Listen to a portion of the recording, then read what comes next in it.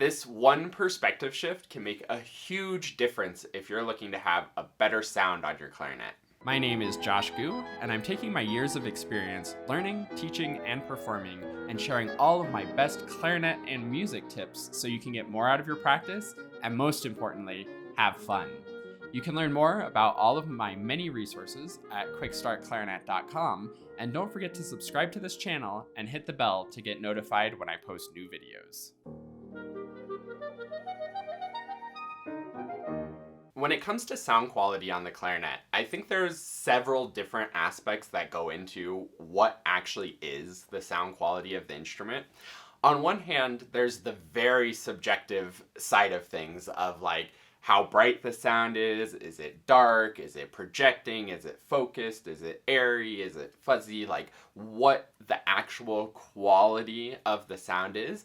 And I think that's honestly 100% subjective, because one quality of sound that maybe sounds great from one player in one context won't work at all in a different context.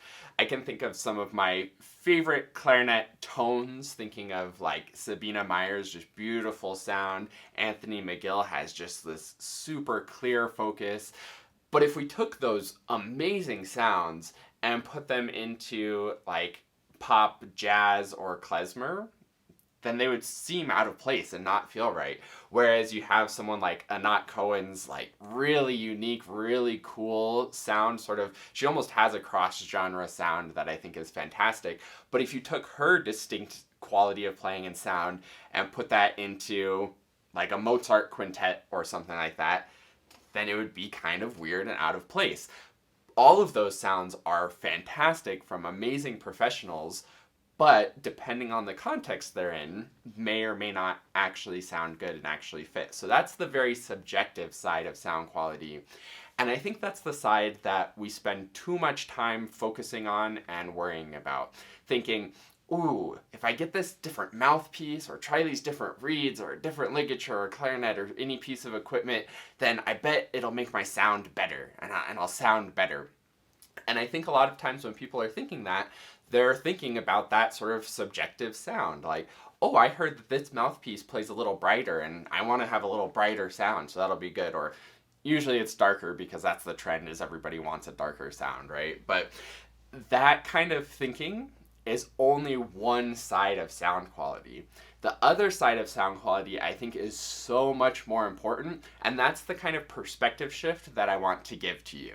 So that other side of the sound quality is actually more the responsiveness of the instrument and the connections between notes. And I think this is so much more important. So if you're an intermediate player especially, but really if you're a beginner or advanced, this also applies. I want you to stop thinking about, oh, I'm trying to make this note sound good and get a good clarinet sound right here. And I want you to start focusing more on the sound quality between the notes and the connections between the notes and the homogeneity across the range of the instrument. All I mean by that with the big fancy words is that the low notes and the high notes sound similar to each other and there's smooth connections throughout. One of the most mind-blowing sound qualities that I have ever heard was a recording of Robert Marcellus, I believe playing the Schubert octet. And there's this moment where it was big range, big arpeggios going all through the range. And I know because of what the range was that it had to have gone from like the lower Chalumeau all the way into the altissimo and all the way through the throat tones and all the notes in between. But listening to it, and it wasn't going by super fast or anything like that, I could hear each individual note, but I could not tell which one of those notes was the throat tone, which one of those was over the break, and which one of those started into the altissimo. I know that he played Chalumeau, throat tones, clarion, altissimo, and played the whole range of the instrument, but it was so homogeneous. The sound was so similar, I couldn't tell. And that's one of the things about the clarinet that's very challenging, to go from like an A or a B flat in the throat tones to like a B natural or a C in the lower clarion and have those sound the same. And it just blew my mind to hear that recording and hear how smooth that was. So that's what I want you to think about with sound quality. I don't care if it's a bright or a dark sound, that's just your sound, and sure, maybe with some different equipment and some experimenting and exploring, you can shape that sound a little bit and maybe get it a little bit clearer, a little bit fuller, but that's all the subjective parts of sound.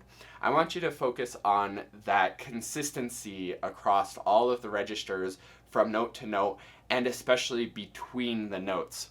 And the really crazy thing about this, and the fun little trick, and why I want you to make this perspective shift, is when you start mastering moving between the notes smoothly and feeling in control of how this note's coming out, how the next note's going to come out, planning that ahead and making the smooth connections between the notes, that's when your subjective sound quality will actually also improve. So if you're finding yourself wishing that you just had better clarinet tone, or whatever better means to you, you had more of that in your playing, I encourage you to shift. Don't worry so much and don't spend so much time like trying to get one note to sound good. Focus more on what you need to move smoothly between the notes. And the reason why I think this is helpful and important is because in order to do a big leap across the range of the instrument, especially like upper clarion to lower altissimo, and make that really smooth, it requires really good voicing and really good control of the voicing. The thing that we tend to do is think, okay, I'm playing this note and trying to make this note sound good, and then I'm going to go play that note and try to make that note sound good. And we change things and think of them in a different place. But if you can work on making that a smooth transition without changing so much, you're actually going to find a more optimal voicing.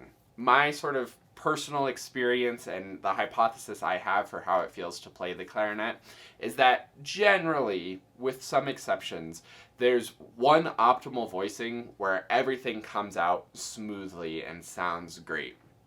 And if you can find that voicing where things are coming out smooth and those leaps are easy and you're able to keep the reed vibrating through those bigger leaps and bigger transitions across ranges, then you're in the sweet spot where the instrument's resonating at its sort of peak potential, the reed is vibrating at its peak potential, and that's going to be your best sound. And that's going to be the sound that brings out the peak potential of the instrument. So I encourage you, next time you're practicing, or even right now when you're done watching this video, go get your clarinet out and worry less about the subjective sound on any given note, and start thinking about having smooth connections and getting effortless starts to notes, effortless connections between notes, and finding that sweet spot of the vibrations of the reed, resonance of the instrument, resonance of your body and your oral cavity, so that everything's working in equilibrium and in harmony to make the very best sound. Because when you get those smooth connections, the subjective parts of the sound also get better. So let me know if you have any questions about this in the comments. Thanks so much for watching this video, and I look forward to seeing you in another one.